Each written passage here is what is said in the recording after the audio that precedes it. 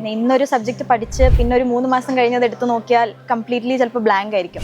Consistent ആയിട്ട് ഇരിക്കുക എന്നുള്ളത് മാത്രമേ ഉള്ളൂ, ബാക്കി എല്ലാം അവിടെ ഉണ്ട്. പിന്നെ അതുപോലെ മൈക്രോന്റെ നോട്ട്സ്, അത്രയും വാസ്റ്റ് ആയിട്ടൊരു സബ്ജക്ട്, ഇമേജസ് ഒക്കെ വെച്ച് ഐ തിങ്ക്.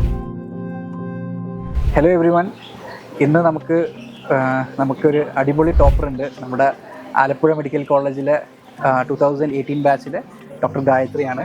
ആൻഡ് ആൾക്ക് ഇപ്രാവശ്യം EPG 586 റാങ്ക് കിട്ടിയിട്ടുണ്ട്.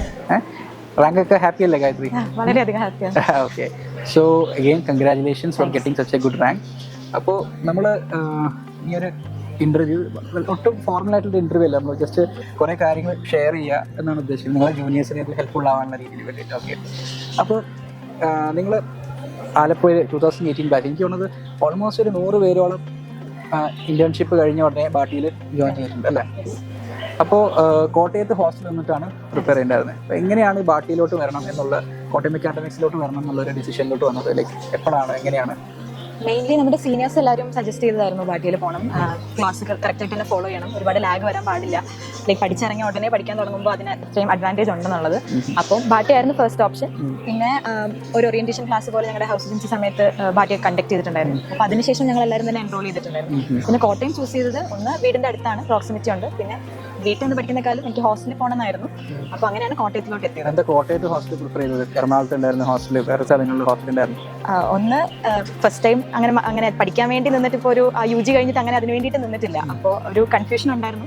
പിന്നെ ഒന്നെന്ന് പറഞ്ഞാൽ എറണാകുളം കുറച്ചുകൂടെ ഓൺ ദ എക്സ്പെൻസീവ് സൈഡായിരുന്നു, അപ്പോൾ ഞാൻ അതും കൂടെ നോക്കിയിട്ടാണ് കോട്ടയം ചൂസ് ചെയ്തത്. പിന്നെ വീട് അടുത്തുള്ളത് കൊണ്ട് കുറച്ച് കംഫർട്ടബിൾ ആവുമെന്ന് വിചാരിച്ചു. പിന്നെ നല്ലൊരു ക്യാമ്പസ് ആയിരുന്നു, പോയി കണ്ടപ്പോൾ ഇഷ്ടപ്പെട്ടു. നല്ലൊരു റീഡിംഗ് റൂം ഫെസിലിറ്റി എല്ലാം അടുത്ത് തന്നെ ഉണ്ടായിരുന്നു. അപ്പോൾ അങ്ങനെ റീഡിംഗ് റൂം യൂസ് ചെയ്താണ്. എനിക്ക് തോന്നുന്നത് നമ്മൾ ഹോസ്റ്റൽ തൊട്ട് താഴെ തന്നെയാണ് നിങ്ങളുടെ റീഡിംഗ് റൂം അല്ലേ? നമ്മുടെ ഹോസ്റ്റലിൽ ഉള്ളിൽ കൂടെ തന്നെ റീഡിംഗ് റൂമിലേക്ക് ആക്സസ് ഉണ്ടായിരുന്നു. അപ്പോൾ നമുക്ക് അതിനുവേണ്ടി പുറത്തു പോകേണ്ട ആവശ്യമൊന്നുമില്ല, ഭയങ്കര കംഫർട്ടബിൾ ആയിരുന്നു. മെസ്സും റീഡിംഗ് റൂമും എല്ലാം അതിനകത്ത് തന്നെയായിരുന്നു. പ്രിപ്പറേഷൻ ഇമ്മീഡിയറ്റ്ലി ഇതിന് ഇന്റേൺഷിപ്പിന് ശേഷം തുടങ്ങിയായിരുന്നു? എപ്പോഴാണ് തുടങ്ങിയത്? ഞങ്ങളുടെ കോൺവൊക്കേഷൻ August 19 August 20 ഞാൻ ഹോസ്റ്റലിൽ പോയി. അപ്പോൾ ഏർലി സ്റ്റാർട്ട് ചെയ്തതിന്റെ അഡ്വാൻറ്റേജ് ശരിക്കും നമുക്ക് ഈ റാങ്കിൽ കിട്ടിയല്ലേ? എനിക്ക് തോന്നുന്നത് ഒരു 50% ആൾക്കാർ ഏർലി തന്നെ സ്റ്റാർട്ട് ചെയ്യുന്നുണ്ടായിരുന്നു നിങ്ങളുടെ ബാച്ചിൽ നിന്ന്. ബാക്കി ആൾക്കാർ എന്നാലും ഒരു സെപ്റ്റംബർ എൻഡ് ഒക്ടോബർ ഒക്കെ ആയപ്പോഴാണ് ബാക്കിയുള്ളവർ വന്നിട്ടുണ്ടായിരുന്നു ക്യാമ്പസിലോട്ട്. അപ്പോൾ ഈ ഏർലി സ്റ്റാർട്ട് ചെയ്യുന്നതിന്റെ ഒരു അഡ്വാൻറ്റേജ് എന്താണ് ഗായത്രിക്ക് പറയാനുള്ളത്? എനിക്ക് ഫീൽ ചെയ്യുന്നത് വെച്ചാൽ, ഇപ്പോൾ ഞങ്ങൾ August 20 വന്ന സമയത്ത് ഓൾറെഡി ഒരു 3-4 സബ്ജക്ട്സിന്റെ ക്ലാസ് ആയിരുന്നു കഴിഞ്ഞിട്ടുണ്ടായിരുന്നു ആ ഒരു സെഷനിൽ. പിന്നെ അത് റിപ്പീറ്റ് ചെയ്ത് വരുന്നത് ഓൾമോസ്റ്റ് ഫെബ്രുവരി മിഡ് ജാനുവരി ആകുന്ന സമയത്തായിരുന്നു. അപ്പോൾ ഓഗസ്റ്റിൽ സ്റ്റാർട്ട് ചെയ്തപ്പോൾ ഇടയ്ക്ക് ഓണം അവധി ഉണ്ടായിരുന്നു, അതുപോലെ ചിലക്ക് പൂജയുടെ ചെറിയൊരു ബ്രേക്ക് ഉണ്ടായിരുന്നു, അതുപോലെ ക്രിസ്മസിന്റെ ബ്രേക്ക് ഉണ്ടായിരുന്നു. അപ്പോൾ ഈ 3 ബ്രേക്കിൽ നേരത്തെ കഴിഞ്ഞ സബ്ജക്റ്റിന്റെ റെക്കോർഡഡ് ക്ലാസ് കണ്ട് അതും ക്യാച്ചപ്പ് ചെയ്യാൻ പറ്റി.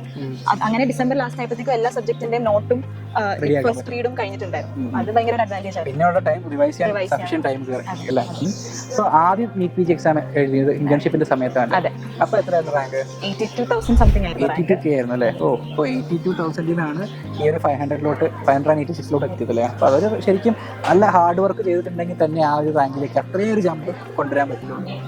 അപ്പോൾ ഈ ഹോസ്റ്റലിലൊക്കെ നിൽക്കുന്ന സമയത്ത് ഇടയ്ക്ക് വീട്ടിൽ പോകാനൊക്കെ തോന്നുന്നു? നല്ലതുപോലെ തോന്നാറുണ്ട്. അപ്പോൾ പോകാറുണ്ടോ? തോന്നുമ്പോൾ തന്നെ പോകാം? ഇല്ല, അല്ലെങ്കിൽ പ്ലാൻഡ് ആയിട്ട് ആണ് പോകാറുള്ളൂ? അതായത് ഞാൻ ഇന്ന സമയം വരെ എന്തായാലും പഠിച്ചിട്ട് ഈ ദിവസം മാത്രമേ പോകുള്ളൂ അങ്ങനെയായിരുന്നു, അല്ലെങ്കിൽ റാൻഡം ആയിട്ട് തോന്നുമ്പോൾ പോകാറ് ചെയ്യാറ്? ഫിക്സ്ഡ് ബ്രേക്സ് ഉണ്ടായിരുന്നു, ലൈക്ക് നമുക്ക് ഇടയ്ക്ക് ക്ലാസ് ഇല്ലാത്ത 2 ദിവസം, അതുപോലെ ഹോസ്റ്റൽ അടയ്ക്കുന്ന കുറച്ച് സമയം ഉണ്ടായിരുന്നു, ഓണത്തിന്റെ 2 ദിവസം, അതുപോലെ ക്രിസ്മസിന്റെ ആ സമയത്തൊക്കെ പോയിട്ടുണ്ട്. അതല്ലാണ്ട് പെട്ടെന്ന് ഇപ്പോൾ ഭയങ്കര ഡൗൺ ആകുമ്പോൾ പോകാൻ തോന്നിയിട്ടും പോയിട്ടുണ്ട്. പക്ഷേ ഇപ്പം ഇന്ന് വൈകുന്നേരം പോയാൽ നാളെ ഏർലി മോർണിംഗ് തിരിച്ചു വരും എന്നുള്ള, അതായത് ആ ബ്രേക്ക് പ്രൊലോങ് ചെയ്തിട്ടില്ല. അങ്ങനെ പോസ്റ്റ്പോൺ ചെയ്തപ്പോഴും പെട്ടെന്ന് കുറച്ച് ഡൗൺ ആയിട്ട് പോയിട്ടുണ്ടായിരുന്നു. പക്ഷേ പെട്ടെന്ന് തന്നെ തിരിച്ചു വന്നു. അവിടെ അങ്ങനെ നിന്ന് കഴിഞ്ഞാൽ പിന്നെ ബാക്ക് ടു സ്ക്വയർ വൺ ആയ പോലെയാണ്. അങ്ങനെ ഒരുപാട് ദിവസം പോയി നിന്നിട്ടില്ല അല്ലേ? ആൻഡ് ലൈക്ക് അവസാനം വരെ ഹോസ്റ്റലിൽ നിന്നാണ് പഠിച്ചത്? അതെ, ഹോസ്റ്റലിൽ നിന്നാണ് പോയി എക്സാം എഴുതിയത്. ഏറ്റുമാനൂരായിരുന്നു. സെന്റർ അല്ലേ? ഹോസ്റ്റലിൽ നിന്ന് പോയി എക്സാം എഴുതി. പ്രിപ്പറേഷന്റെ സമയത്ത് ഏറ്റവും ഒരു ടഫായിട്ട് പഠിക്കാൻ തോന്നിയ സബ്ജക്ട്സ് ഏതൊക്കെയായിരുന്നു? എനിക്ക് കുറച്ച് ഫാക്ച്വൽ ആയിട്ടുള്ള കാര്യങ്ങൾ കുറച്ച് പാടായിരുന്നു. ലൈക്ക് SPM ഒരുപാട് ഫാക്ച്വൽ സ്റ്റഫ് പഠിക്കാനുണ്ടായിരുന്നു, അത് കുറച്ച് ഡിഫിക്കൽട്ട് ആയിരുന്നു. പിന്നെ ബയോകെമിസ്ട്രിയുടെ ഒരുപാട് സൈക്കിൾസ് മെമ്മറൈസ് ചെയ്യാനും കുറച്ച് പാടുണ്ടായിരുന്നു. ബേസിക്കലി MBBSന്റെ സമയത്ത് നമ്മൾ അതിന് അറ്റൻഷൻ കൊടുക്കാത്ത സബ്ജക്ട്സ് തന്നെയായിരുന്നു ഡിഫിക്കൽട്ട് ആയിട്ട്, പക്ഷേ അത് നന്നായിട്ട് കവർ ചെയ്ത് പോകാൻ പറ്റിയായിരുന്നു. നോട്ട് നമ്മൾ അതിനൊക്കെ കൂടുതൽ റിവിഷൻസ് വേണ്ടി വന്നു എന്നുള്ളതേ ഉള്ളൂ. പക്ഷേ ഇൻസെറ്റ് കഴിഞ്ഞ ടൈം ആയപ്പോഴത്തേക്കും ഒരു നല്ലൊരു ഐഡിയ കിട്ടിയിരുന്നു. അതിന് മുന്നേ ആയിരുന്നു കുറച്ച് പാട്. ഓക്കെ, സോ പ്രിപ്പറേഷൻ സ്റ്റാർട്ട് ചെയ്യുന്ന സമയത്ത് ഫസ്റ്റ് ഗ്രാൻഡ് ടെസ്റ്റ് ഒക്കെ എപ്പോഴാണ് എഴുതിയത്? ഞാൻ സെപ്റ്റംബറിൽ സ്റ്റാർട്ട് ചെയ്തിട്ട് റീകോൾ എഴുതിയിട്ടുണ്ടായിരുന്നു. നീറ്റ് റീകോൾ 1ഉം 2ഉം ആദ്യം അറ്റംപ്റ്റ് ചെയ്തിട്ടുണ്ടായിരുന്നു. പക്ഷേ അത് ഓൾറെഡി നമ്മൾ PYQs എല്ലാം തന്നെ ക്ലാസ്സിൽ ഡിസ്കസ് ചെയ്യുന്നതുകൊണ്ട് അത് കുറച്ച് ഫെമിലിയർ ആയിരുന്നു. ജസ്റ്റ് റീസെന്റ് PYQ ആയതുകൊണ്ട്. പിന്നെ പ്രോപ്പർ ഗ്രാൻഡ് ടെസ്റ്റ് കൊടുക്കുന്ന നവംബർ ഫസ്റ്റ് വീക്ക് ആ ഒരു സമയത്തായിരുന്നു. അപ്പോൾ അതിന് എത്ര സ്കോർ ഉണ്ടായിരുന്നു ഏകദേശം? അതിന് 90 ആ റേഞ്ചിലായിരുന്നു. ഏകദേശം 90 ക്വസ്റ്റ്യൻസ് ആണ് കറക്റ്റ്. അപ്പോൾ ഈ NEET ആയപ്പോഴേക്ക് എത്ര ക്വസ്റ്റ്യൻസ് കറക്റ്റ് ആക്കാൻ പറ്റി?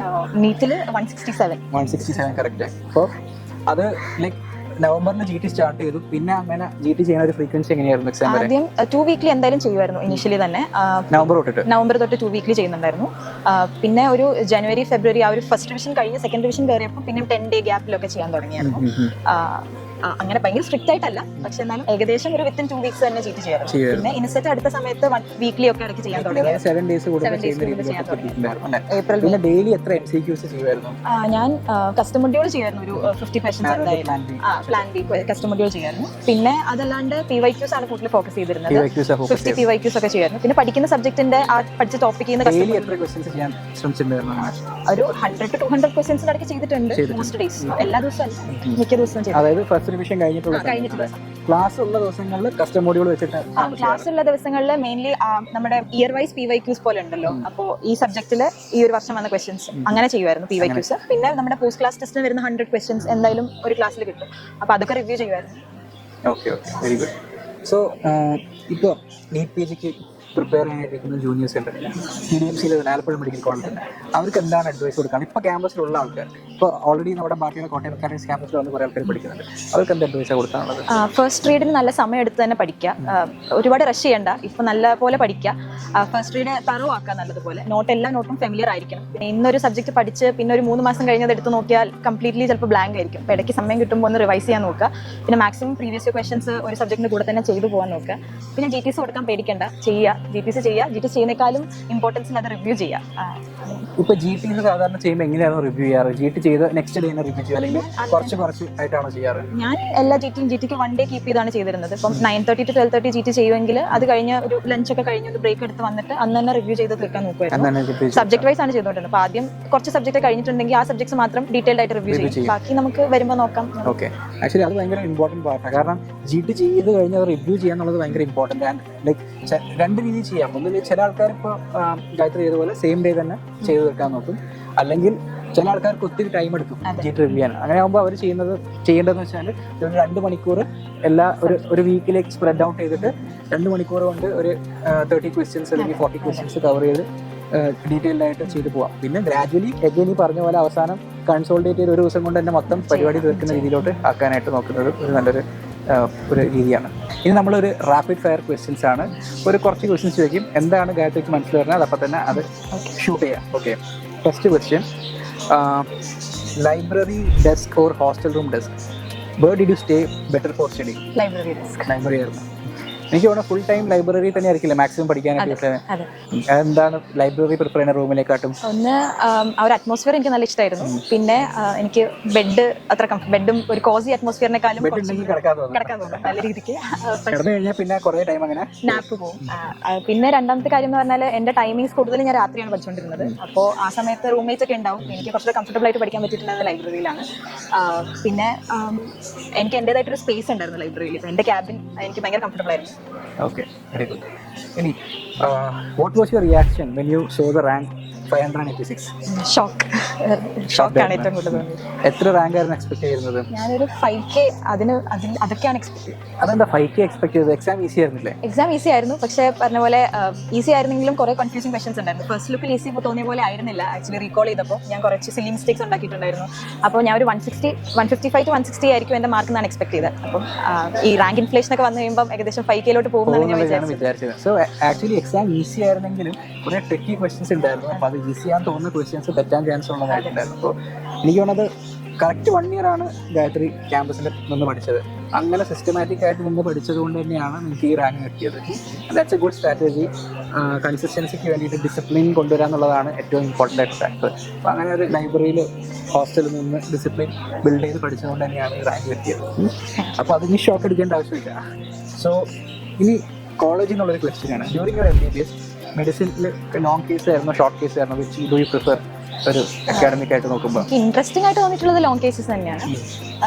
കുറച്ചും കൂടെ ടൈം ഉണ്ട്, പിന്നെ കുറച്ച് ഡീറ്റെയിൽഡ് ആയിട്ട് എടുക്കാം. ഷോർട്ട് കേസ് നമ്മൾ കൂടുതലും സ്കിപ്പ് ചെയ്യുന്ന കാര്യങ്ങളാണ്. നമ്മളത് ഒരിക്കലും പ്രിപ്പയർഡ് ആയിട്ട് പോവല്ല, അത് കൂടുതലൊരു ബ്ലഫിംഗ് ആയിരിക്കും. പക്ഷേ ലോങ് കേസിലായിട്ട് നമ്മൾ പ്രിപ്പയർഡ് ആയിട്ട് പോകാം. അതായിരുന്നു കുറച്ച് interesting. Okay. Then most stressful subject during your NEET PG preparation? Stressful I think SPM പഠിക്കാൻ എനിക്ക് കുറച്ച് പാടായിരുന്നു.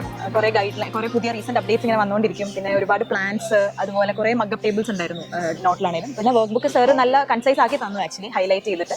അതിൽ നിന്ന് മാത്രമേ വന്നിട്ടുള്ളൂ. പക്ഷെ എന്നാൽ അതൊന്ന് തലയ്ക്കകത്ത് കയറ്റാൻ ഒരുപാട് സമയമെടുത്തു. പ്രിപ്പറേഷൻ സമയത്ത് കുറച്ച് ടഫായിരുന്നു. ഓക്കെ.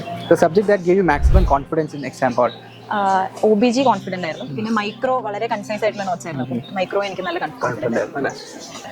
പിന്നെ one line to describe DBMC 360 regular classes. If you're looking for a good platform, this is the best എന്ന് ഞാൻ പറയും. കൺസിസ്റ്റൻ്റ് ആയിട്ട് ഇരിക്കുക എന്നുള്ളത് മാത്രമേ ഉള്ളൂ, ബാക്കി എല്ലാം അവിടെ ഉണ്ട്. അടുത്ത question, a teacher whose class notes you will keep forever? ഞാൻ രണ്ടെണ്ണം പറയാം. ഒന്ന് ജയ്സറിന്റെ സർജറി നോട്ട്സ് ആണ്. ബിക്കോസ് അത് not just for entrance preparation, എല്ലാം ക്ലിനിക്കലി ആണ് പറഞ്ഞിരിക്കുന്നത്. ഭയങ്കരമായിട്ട് അപ്രോച്ച് ചെയ്യേണ്ടത് എങ്ങനെയാണ് ഒരു പേഷ്യൻ്റ് എന്നുള്ള രീതിയിലാണ് സർ നോട്ട്സ് ചെയ്തിരിക്കുന്നത്. അപ്പോൾ അതിൻ്റെ flow charts I will keep them for ever. പിന്നെ അതുപോലെ മൈക്രോന്റെ നോട്ട്സ്, അത്രയും വാസ്റ്റ് ആയിട്ടൊരു സബ്ജക്ട്, ഇമേജസ് ഒക്കെ വെച്ച് ഐ തിങ്ക് 30-35 പേജസിലാണ് നസീർ സർ അത് ഫുൾ പഠിപ്പിച്ചത്. അത് ഭയങ്കര എഫക്റ്റീവ്. ആർക്കും കൊടുക്കൂല? കൊടുക്കാം, കൊടുക്കുന്ന പ്രശ്നമൊന്നുമില്ല. ഓക്കെ. ഹോസ്റ്റലിൽ ഗ്രൂപ്പ് സ്റ്റഡി ആയിരുന്നു അല്ലെങ്കിൽ സോളോ സ്റ്റഡി ആയിരുന്നു? ഗ്രൂപ്പ് ആയതുകൊണ്ട് കൂടുതൽ സോളോ സ്റ്റഡി ആയിരുന്നു. പിന്നെ നമ്മൾ എക്സാമിന്റെ അടുത്ത സമയത്ത് ഇതുപോലെ SPMന്റെ മഗ്ഗപ്പ് ടേബിൾസ്, അതുപോലെ ഫോറൻസിക്കിന്റെ BNS അതൊക്കെ പഠിക്കാൻ വേണ്ടിയിട്ട് നമ്മൾ ഗ്രൂപ്പ് സ്റ്റഡി ഡിപെൻഡ് ചെയ്തിട്ടുണ്ട്. ബാക്കി മേജർ നോട്ട്സ് എല്ലാം സെൽഫ് സ്റ്റഡി ആയിരുന്നു. The one grand test that gave you a real reality check? First grand test was definitely reality check ആയിരുന്നു. എവിടെയാണ് നമ്മൾ നിൽക്കുന്നത്, എന്തോരം പോകാനുണ്ട്. 90 ആ റേഞ്ചിലായിരുന്നു. അതിനാണ് 167 കറക്റ്റ് ഇതിലോട്ട് വന്നത്. Very good. ഓക്കെ. അപ്പോൾ അതിൻ്റെ അർത്ഥം എല്ലാവരും ഒരു as soon as they start the preparation ഒരു GT ചെയ്ത് അവർ 2-3 സബ്ജക്ട് തീരുന്ന സമയത്ത് തന്നെ എടുത്ത് തുടങ്ങാം, just for getting an idea. അതായത് 2-3 സബ്ജക്ട്സ് കഴിയുമ്പോൾ തന്നെ സ്റ്റാർട്ട് ചെയ്ത് തുടങ്ങി. ഓക്കെ. ഇനി റേഡിയോളജി എടുക്കാനല്ലേ ആഗ്രഹിക്കുന്നത്? ഇഫ് നോട്ട് റേഡിയോളജി, ഏത് സ്പെഷ്യാലിറ്റി എടുക്കാൻ ആഗ്രഹിക്കുന്നത്? എനിക്ക് സർജിക്കൽ സ്പെഷ്യാലിറ്റീസ് ആണ് കൂടുതൽ ഇഷ്ടം. സർജറി ഇഷ്ടമാണ്. പിന്നെ റേഡിയോളജി സർജിക്കൽ അല്ലല്ലോ, റേഡിയോളജി എടുക്കുന്നത് എന്താ? അല്ല, റേഡിയോനോട് എനിക്കൊരു ഇൻട്രസ്റ്റ് ഉണ്ട്. പിന്നെ ഇന്റർവെൻഷണൽ റേഡിയോളജി, അപ്പം പ്രൊസീജിയർ ചെയ്യാനായിട്ട് ഇഷ്ടമാണ് അല്ലേ? ഓക്കെ. ഈ last question, one message you would give to your juniors at TDMC preparing for NEET PG or planning to prepare for NEET PG? Main കാര്യം വെച്ചിട്ട് സ്റ്റാർട്ട് ഏർലി. ഇപ്പം തന്നെ ലാഗ് അടിക്കാതിരിക്കുക. ഹൗസ് ഏജൻസി കഴിഞ്ഞു, അപ്പം ഡയറക്റ്റ്ലി പോവുക, പഠിത്തത്തിലേക്ക് തന്നെ പോവുക.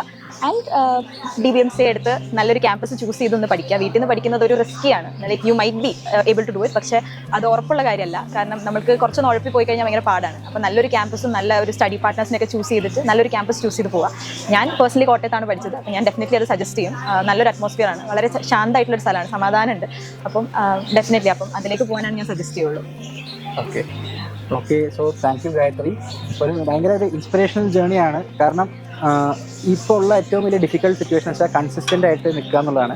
ഒരു വർഷം കൺസിസ്റ്റൻ്റ് ആയിട്ട് ഹോസ്റ്റലിൽ നിൽക്കാണ്ട് ഡിസിഷൻ, അതിന് ഹാറ്റ്സ് ഓഫ്, അങ്ങനെ നിന്ന് പഠിച്ച് നല്ലൊരു റാങ്ക് മേടിച്ചതിന് all the best. Radiology speciality തന്നെ കിട്ടട്ടെ, എന്തായാലും ഇഷ്ടപ്പെട്ട സ്പെഷ്യാലിറ്റി തന്നെ കിട്ടട്ടെ. And all the best for your future. Thank U.